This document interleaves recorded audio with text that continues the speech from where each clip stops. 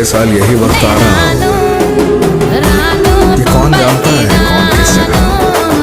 तू मेरे सामने बैठा है और मैं सोचता हूँ कि आते लम्हों में जीना भी एक सजा।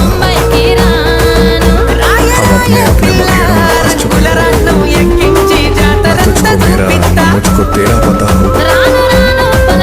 यही जगह जहाँ हम आज मिल के बैठे हैं, इसी जगह पे खुदा जाने कल को क्या होगा।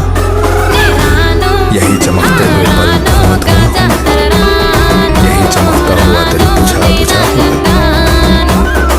लहू रुलाएगा वो धूप छाँव का मंजर, नजर उठाऊंगा जिस सब छुप टूटा होगा।